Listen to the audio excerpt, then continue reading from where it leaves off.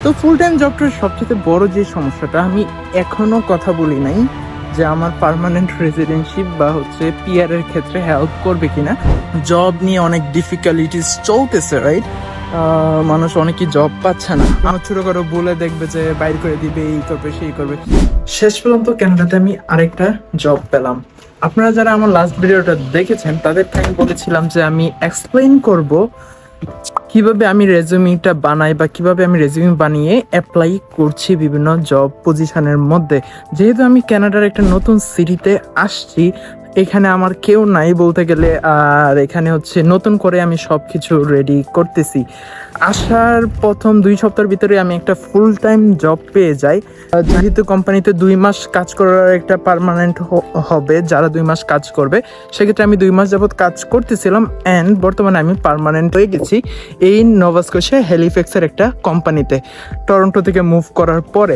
আজকের এই ভিডিওতে আমি যে জিনিসটা নিয়ে কথা বলবো সেটা হচ্ছে আমি কিভাবে রেজুমি নিয়ে অ্যাপ্লাই করি। যেহেতু আমার লাস্ট ভিডিওতে অনেকের হাজার কমেন্ট ছিল বলতে গেলে, সো এই ভিডিওর ডেসক্রিপশনে আমি চেষ্টা করবো একটা রেজুমি টেমপ্লেট দিয়ে দেওয়ার জন্য, যাতে করে যারা হচ্ছে ইন ফিউচার কানাডাতে আসতেছে তাদের জন্য অনেকটা হেল্প হবে বিষয়গুলো জানতে, যে রেজুমি স্টাইলটা কেমন হওয়া উচিত।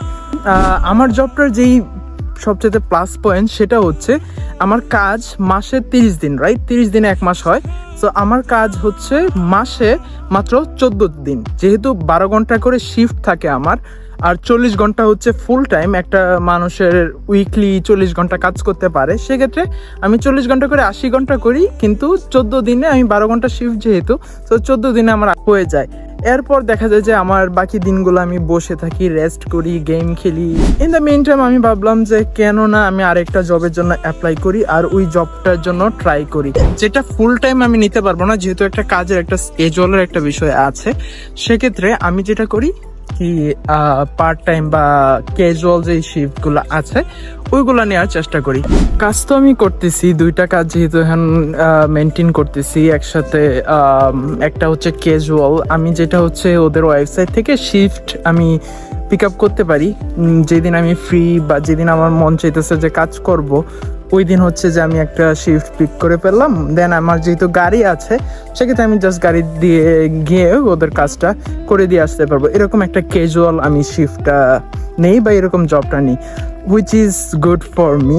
তো ফুল টাইম জবটার সবচেয়ে বড় যে সমস্যাটা আমি এখনো কথা বলি নাই যে আমার পার্মানেন্ট রেসিডেন্সিপ বা হচ্ছে পিআর এর ক্ষেত্রে হেল্প করবে কিনা।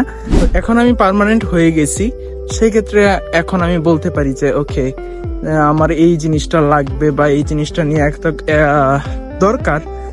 সেক্ষেত্রে দেখি ওদের রেসপন্সটা কি থাকে, এন্ড ওইটা নিয়ে আমি আরেকটা ভিডিও বানাবো। আর নাও রেজুমির যে বিষয়টা, রেজুমিটা আমি যেখান থেকে শিখছিলাম, আমার সেন্টিনিয়াল কলেজে যখন আমি অ্যাডভান্স ডিপ্লোমা পড়াশোনা করতেছিলাম, তখন আমার একটা কোর্স ছিল যে কিভাবে ইন্টারভিউ ফেস করতে হয়, কিভাবে রেজুমি বানাতে হয়, কিভাবে কভার লেটার লিখতে হয়। সো ওই যে কোর্সটার মধ্যে আমি যেই রেজুমি স্যাম্পলটা ইউজ করতেছিলাম, ওইটাই আমি জবের মধ্যে দেওয়া শুরু করি।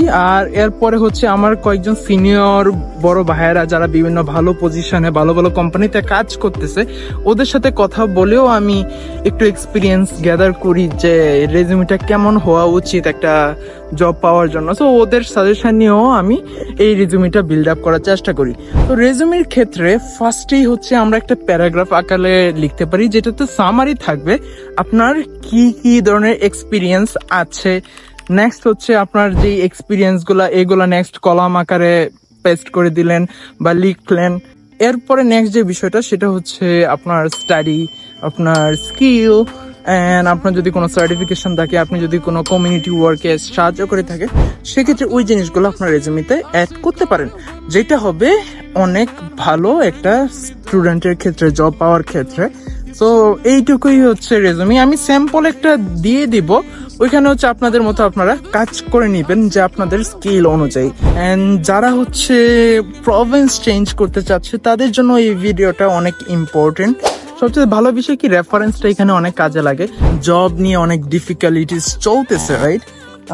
মানুষ অনেকেই জব পাচ্ছে না। আমার সাথে যেই কয়েকটা ফ্রেন্ড ছিল আসছে, ওদের মধ্যে ওরা এখন রিসেন্টলি যেহেতু আমরা 4 জন আসছিলাম টোটাল, 4 জনের মধ্যে আমি জব পাইছিলাম সবার আগে। আমার কোম্পানির মধ্যে একটা পজিশন খালি হয়েছিল, সো একজনকে হচ্ছে আমার কোম্পানিতে রেফার দিয়ে আমি ঢুকাইছি।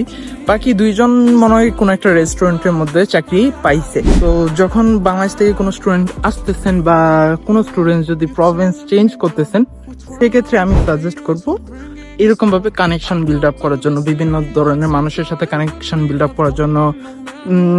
আমাদের international students, work permit holder, PR holder, অনেক বাংলাদেশি কমিউনিটির মধ্যে কানেকশন বিল্ড আপ করার জন্য কেউ না কেউ কোনোভাবে আপনাকে হেল্প করতে পারবে। অ্যান্ড ওই হেল্পটাই হচ্ছে সবচেয়ে ইম্পর্টেন্ট আপনার এখানে সার্ভাইভ করার ক্ষেত্রে। যেমন আমি ওই ছেলেটাকে হেল্প করছি আমার রেফারেন্স দিয়ে, ম্যানেজারের সাথে যেহেতু কথা বলছি, ম্যানেজার আমার কাজে অনেক খুশি, সেক্ষেত্রে আমার রেফারেন্সটা উনি স্ট্রংলি ভাবে নিয়ে ওই ছেলেটাকে হায়ার করে ফেলছে। তো বলতে গেলে আমরা 2 জন এখন সেম কোম্পানিতে কাজ করতেছি। এই জিনিসগুলা অনেক হেল্পফুল। আশা করি ভিডিওটা নতুন বাংলাদেশি স্টুডেন্টসদের জন্য অনেক ইনফরমেটিভ হবে। তো আজকে পর্যন্ত এইটুকুই। See you in the next video. Till then, bye by.